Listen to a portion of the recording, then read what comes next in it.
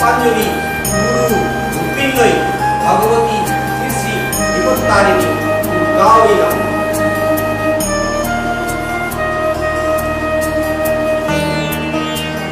সদন বৈরাগ্য আসিনী বিহান বরদে দেবী।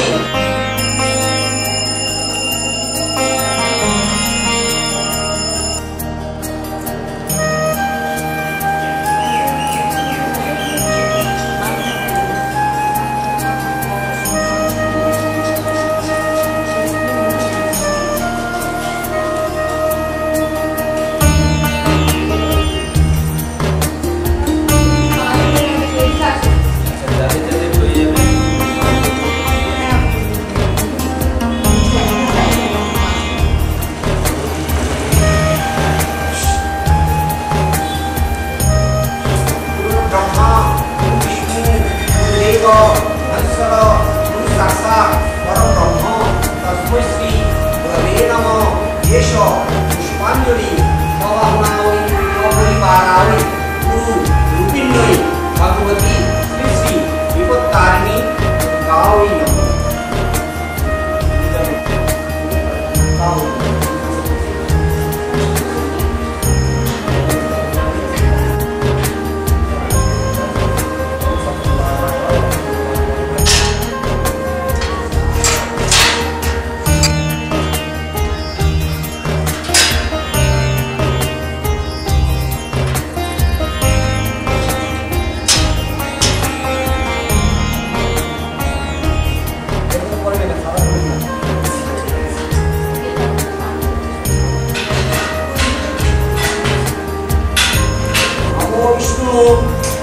নমো বিষ্ণু নমো বিষ্ণু মন্নাথ শ্রী জগন্নাথ মদ্গুরু শ্রী জগদ্গুরু মদাত্মা সর্বভূতাত্মা তস্मै শ্রী গুরবে নমঃ। এষ পুষ্পাঞ্জলি সবাহনায় সপরিবারায় গুরু রূপিণ্যই ভগবতী শ্রী শ্রী বিপত্তারিণী দুর্গাই নমঃ।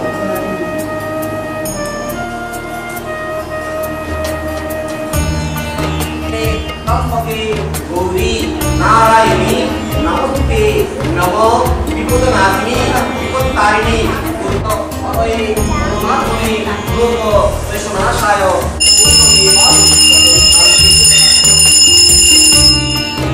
সবার হাতে খুললেন বিপত্তারিণী মায়ের ব্রত কথা শুরু হবে।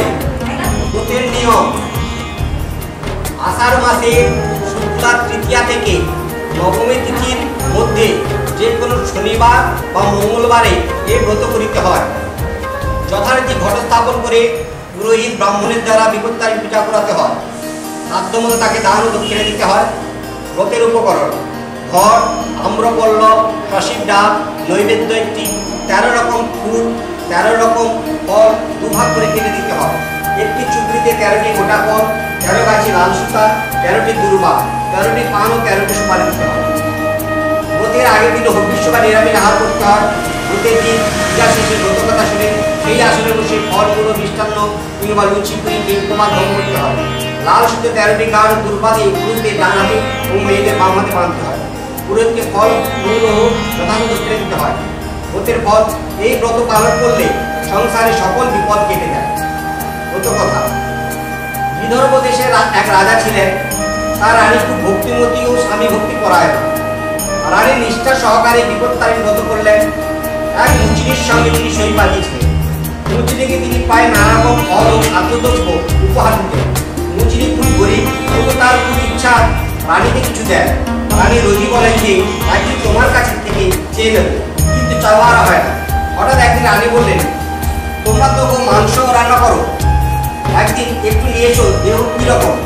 মুচিনি রানীর কথা শুনে খুব খুশি, খুব যত্ন করে সে গো মাংস রাঁধল।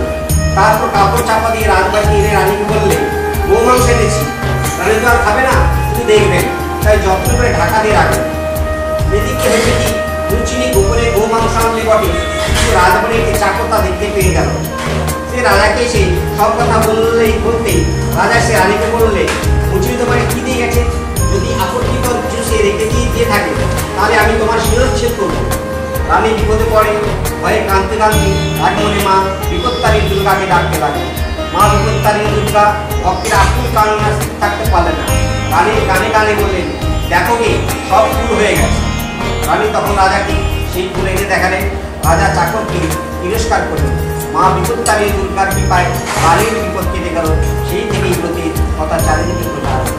বলুন, মন্ত্রহীন, ক্রিয়াহীন, ভক্তিহীন, সুরেশ্বরী, যদর্চিত, ময়া দেবী, পরিপূর্ণ, তদস্তু মে কায়েন মনসা বাচা তৎকন্যান্না গতির্মম অন্তঃষ্টারেণ ভূতানাং উপস্থিতাং পরমেশ্বরী।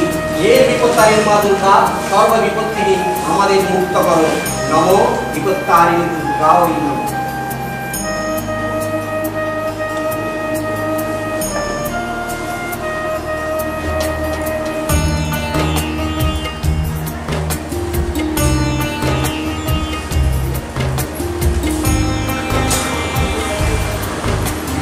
তুলবেন না ফুল এইখানে যা দেবেন, এইখানে পূজা নিচ্ছে এখানে।